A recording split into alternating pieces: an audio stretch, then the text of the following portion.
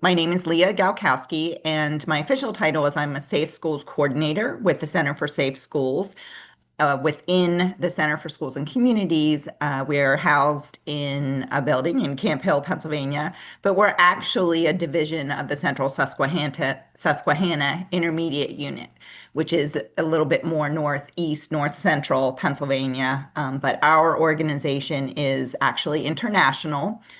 We support the bullying prevention work internationally, and another program developed by Myrna Shore called I Can Problem Solve. So we have not only Pennsylvania work, but we work outside the borders of Pennsylvania. I've been involved with the OLWEUS Bullying Prevention Program since 2001, when Pennsylvania initially trained 40 people in that specific evidence-based program. And that's, as a Safe Schools Coordinator, I was involved in the beginning of that work. It was under then Governor Ridge at that time, and his initiative was to address violence by and against youth. And one of the ways that Pennsylvania decided to focus on that work was through the OLWEUS Bullying Prevention Program. And we were able to support the training of 40 individuals within the state and support implementation of that evidence-based program in the state of Pennsylvania. So I've been working with that program since that time, since 2001. And just as of July 1st, we, the Center for Schools and Communities, has absorbed the coordination and implementation of that program internationally. It was previously housed at Clemson University, who are longtime partners with us, but it has, since the licensing agreement was signed by the OLWEUS family, we have taken over the development and implementation of that program. So, can you educate our viewers and our listeners as far as the difference between bullying and teasing? Because a lot of people kind of give those two interchangeably.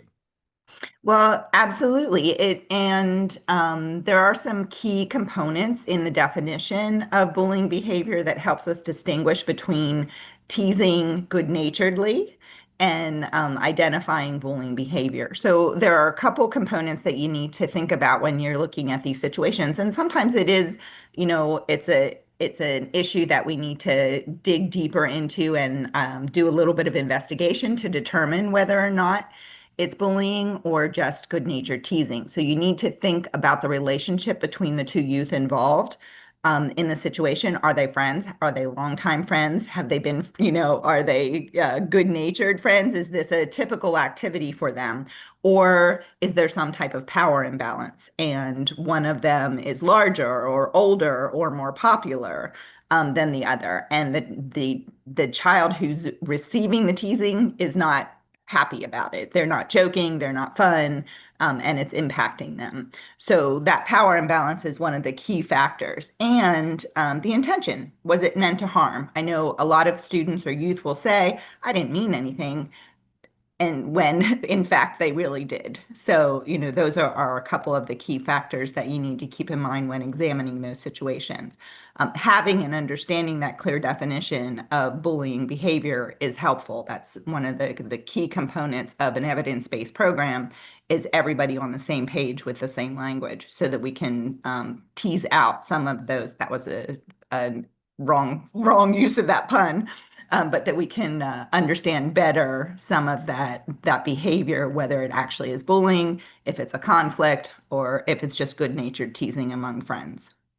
Thank you for that. What are some things that you would say that educators and maybe even parents, we'll just say educators and counselors, what are some things that they should look for when it comes to anyone who's either a victim of bullying or someone who's becoming a bully in the academic setting?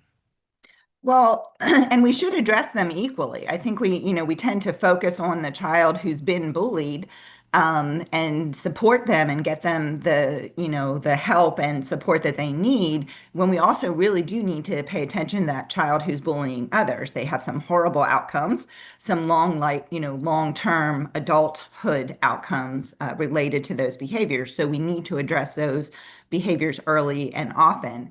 And a couple of the things that we need to look for in youth who've been bullied is that, the withdrawing, and change in behavior. Were they an A student and now they're a C or D student?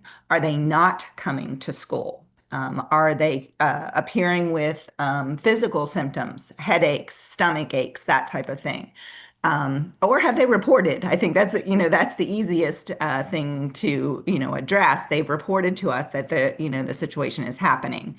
And then the child who is bullying others also has some long-term impacts, and we need to be concerned about that behavior. One of the things is that we know that children who've been identified as bullying others as early as middle school tend to have more convictions by the time they reach the age of 24. So we need to think about that entry into the criminal justice system and address those behaviors early and often so that we can, change some of those outcomes in the long run.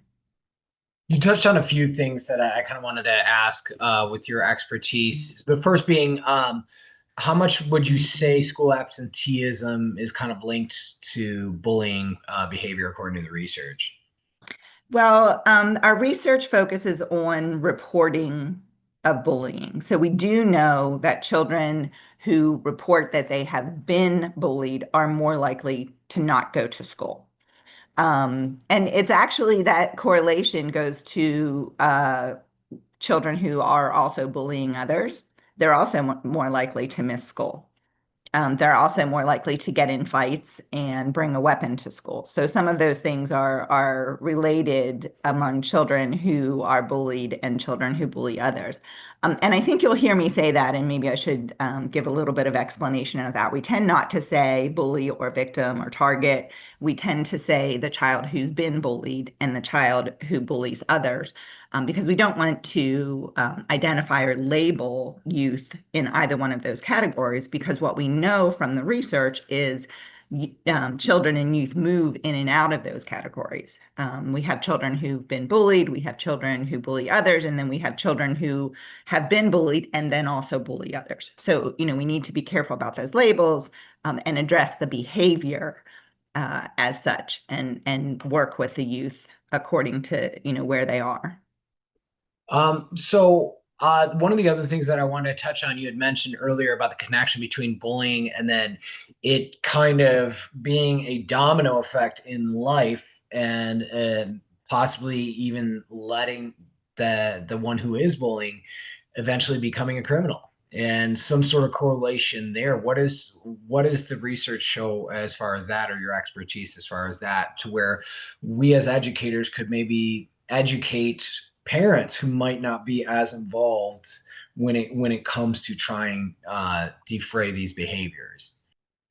Well, one of the studies that we have, and it's actually an older study, but it has been replicated and supported by studies in the U.S. This one comes out of Norway that says that youth, and it was just among boys who were identified as bullying others in middle school, were 4 times more likely to have a conviction by the time that they reached the age of 24. And if they were involved in more frequent incidents of bullying, they were more likely to have multiple convictions by that same age. That is alarming. What are some effective strategies you would say schools can use to reduce the amount of bullying incidents in their schools? Well, one of the most ideas and thoughts and components of being an effective evidence-based intervention is that it's a school-wide approach. So it's not just one classroom or not just one assembly addressing bullying behavior. It's the entire school system addressing the behavior. The other thing is to be clear about the definition.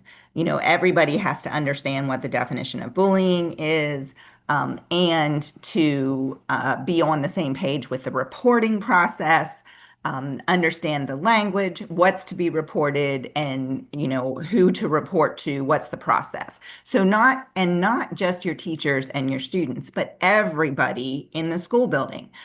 We're also doing some work with community youth organizations. So having them on the same page, the places where our children go out of school time. So are they also talking the same language and under having the same definition about bullying behavior? The other thing is to make sure that everybody in the school has been trained. They understand what the definition is, they know what the reporting process is, and they're all on the same page with the same language. And that doesn't, like I said, that doesn't not just students and teachers, but that is all of the administration, the bus drivers, the food service staff, your maintenance staff, everybody, and parents who are coming into the school and supporting their kids. They know what the process is. All the caregivers involved with children and youth, supporting them throughout their educational years. That is absolutely helpful. And we have the OLWEUS website for the listeners. Where can they go to learn more about your bullying prevention program? It's OLWEUSprogram.com. So OLWEUS program.com. And you can find out all the definition, some of the statistics at that website, but in addition, what trainings and what course opportunities we have available. And before I let you go, I kind of ask, I'll make a variation of this question, but what kind of lasting advice would you have for this next generation as they come up? And they might be a bully or they might be getting bullied, either or. What kind of advice would you have for them given your professional background? One of the things I can say is that bullying behavior has long-term impacts to the student who's been bullied and to the student who's doing the bullying. It's important for us to address it early, consistently, and often, so that we're not experiencing those long-term impacts. We've also grown to understand that bullying behavior is an adverse childhood experience, and it has long-term impacts on physical health.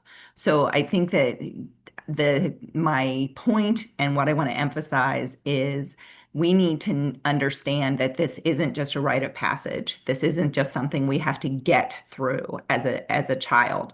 This is something that will impact our lives well into adulthood. So we need to think clearly about our actions and our responses and make sure that we as adults in school buildings and the places that children gather are addressing the behavior. If it was left up to youth to take care of it, it would not be a thing. But children are experiencing it, and we as adults need to take responsibility to do what we can to make sure that it is intervened and stopped when it does happen, and do what we can to prevent it from happening. Well, Leah, thank you so much for taking time out of your day to be interviewed, and we can't wait to learn more. And I can't thank you enough for all that you do for the communities.